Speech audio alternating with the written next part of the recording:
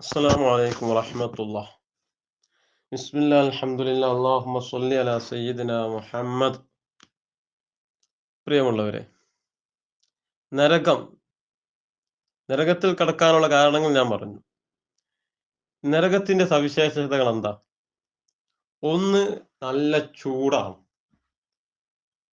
ഇവിടുത്തെ തീയിനേക്കാൾ നമുക്കറിയാമല്ലോ. അതാണ് അബൂ ഹുറൈറ റളിയല്ലാഹു അൻഹു റിപ്പോർട്ട് ചെയ്ത ഹദീസിൽ കാണാം, നാറുക്കും ജുസുഉം മിൻ സബഈന ജുസുഅൻ മിൻ നാരി ജഹന്നം. നിങ്ങളെ തീ, നരകത്തിലെ തീയുടെ 70 ഭാഗങ്ങളിൽ ഒന്ന് മാത്രമാണ്. ഇവിടെ തീയിനേക്കാൾ 70 ഇരട്ടി ശക്തിയുള്ള ചൂടാണ് നരകത്തിലെ തീക്ക്. ആ നരകത്തിന്റെ ഒരു സവിശേഷത, നല്ല ചൂടാണ്. മറ്റൊന്ന്, നല്ല ആഴമാണ്. നബി സല്ലല്ലാഹു അലൈഹി വസല്ലം തങ്ങൾ പറഞ്ഞതായി കാണാം, 70 വർഷം മുമ്പ് നരകത്തിലേക്ക് ഇട്ട ഒരു കല്ലിന്റെ ശബ്ദമാണ് നിങ്ങൾ കേട്ടത്. ഇപ്പോഴാണ് അത് നരകത്തിന്റെ അടിത്തട്ടിലെത്തിയത് എന്ന് പറഞ്ഞാൽ, സ്വഹാബത്ത് ഇങ്ങനെ ഇരിക്കുന്ന സമയത്ത് ഒരു സാധനം വീഴുന്നത് ഒരൊച്ച കേട്ടപ്പോ, ശബ്ദം കേട്ടപ്പോ സ്വഹാബത്ത് ചോദിച്ചതാണ്. ആ സ്വഹാബത്തിനോട് അള്ളാഹുവിന്റെ റസൂൽ പറഞ്ഞതാണ്. പിന്നെ നരകത്തിന് ഒരുപാട് വാതിലുകളുണ്ട്. മഹാനായ റസൂലുള്ളാഹി സ്വല്ലല്ലാഹു അലൈഹി വസല്ലം തങ്ങൾ പറഞ്ഞു, വിശുദ്ധമായ ഖുർആൻ പറഞ്ഞു, ലഹാ സബഅത്തു അബ്വാബിൻ ലികുല്ലി ബാബിൻ മിൻകും ജുസുഉൻ മഖ്സൂം. അതിന് 7 കവാടങ്ങളുണ്ട്. ഓരോ വാതിലിലൂടെയും കടക്കുവാനായി വിധിക്കപ്പെട്ട ഓരോ വിഭാഗം അവരിലുണ്ട്. ആ വാതിലിലൂടെ കടക്കാൻ വിധിക്കപ്പെട്ട ഒരുപാട് ആളുകളുണ്ട്. അള്ളാഹു നമ്മെ കാത്തുരക്ഷിക്കുമാറാവട്ടെ. പിന്നെ ഒന്ന്, അതിന് നിഴലാണ്. നിഴൽ, ഇൻതലിഖു ഇലാ ദില്ലി സലാസിൻ ശുഅബ് ലാ ളലീലിൻ വലാ യുഅനി മിനൽ ലഹബ്. ഖുർആൻ പറഞ്ഞതായി കാണാം, 3 ശാഖകളുള്ള ഒരു തരം തണലിലേക്ക് നിങ്ങൾ പോയിക്കൊള്ളുക. അത് തണൽ നൽകുന്നതല്ല. ലാ വളീലിൻ വലാ യുഅനി മിനൽ ലഹബ്. അതെന്തില്ല, തണൽ നൽകൂല. പിന്നെ തീജ്വാലയിൽ നിന്ന് സംരക്ഷണം നൽകുന്നതുമല്ല ആ തണൽ. അപ്പൊ അതിന്റെ നേരെ അങ്ങനെയാണ്. മറ്റത് അതിന്റെ ശബ്ദമാണ്. ശബ്ദം എങ്ങനെ? ഇദാ റഅതുഹും മിൻ മകാനിൻ ബഈദിൻ സമിഉ ലഹാ തഅയ്യുദൻ വദഫീറാ.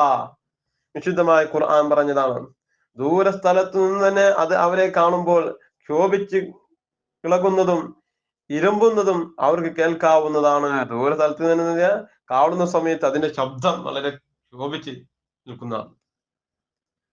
പിന്നെ ഒന്ന്, മറ്റൊന്ന് അതിന്റെ പാറാവുകാർ. അലൈഹ മലായികത്തുൻ ഇലാദുൻ ശിദാദുൻ ലാ യഅസൂനല്ലാഹ മാ അമറഹും വയഫ്അലൂന മാ യുമറൂൻ.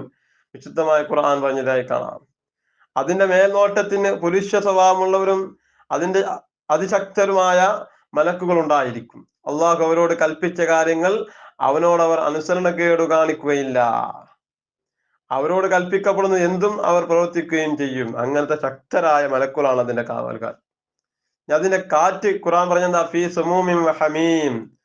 തുളച്ചു കയറുന്ന ഉഷ്ണകാറ്റിലാണ്. തുളച്ചു കയറുന്ന ഉഷ്ണകാറ്റിലാണ്. ഞാൻ അതിനെ കത്തിക്കുന്നത് എന്താ, ഫത്തഖുൻ നാറല്ലത്തി വഖൂദുഹൻ നാസു വൽ ഹിജാറ. മനുഷ്യരും കല്ലുകളും ഇന്ധനമായി കത്തിക്കപ്പെടുന്ന നരകാഗ്നിയെ നിങ്ങൾ കാത്തു സൂക്ഷിക്കുക. ഇതാണ് അതിന്റെ വിറകുകൾ. അതിന്റെ തീപ്പൊരി, ഇൻഹാ തർമി ബിശററിൻ കൽ ഖസ്ർ.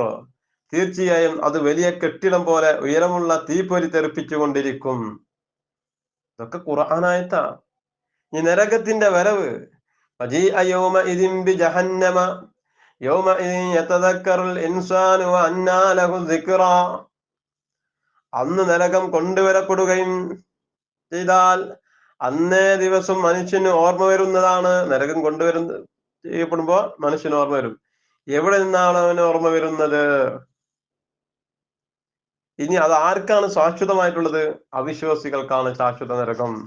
ശുദ്ധമായ ഖുർആൻ പറഞ്ഞിട്ടുണ്ട്, ഇന്നല്ലാഹ ലഅനൽ കാഫിരീന വഅദ്ദ ലഹും സഈറ ഖാലിദീന ഫീഹാ അബദ ലാ യജിദൂന വലിയ്യൻ വലാ നസീറ. തീർച്ചയായും അള്ളാഹു സത്യനിഷേധികളെ ശപിക്കുകയും അവർക്ക് വേണ്ടി ജ്വലിക്കുന്ന നരകാഗ്നി ഒരുക്കി വെക്കുകയും ചെയ്തിരിക്കുന്നു. എന്നെന്നും അവരതിൽ ശാശ്വതവാസികളായിരിക്കും. യാതൊരു രക്ഷാധികാരിയെയും സഹായിയെയും അവർ കണ്ടെത്തുകയുമില്ല. അവിശ്വാസികൾ അതിൽ ശാശ്വതന്മാരായിരിക്കും. ഇങ്ങനെ നരകത്തെക്കുറിച്ച് ഒരുപാട് പറയാനുണ്ട്. അതിലെ ഭക്ഷണത്തെ കുറിച്ച് പറയാനുണ്ട്. അള്ളാഹു നരകത്തെ തൊട്ട് നമ്മളെ കാത്തുരക്ഷിക്കുമാറാവട്ടെ.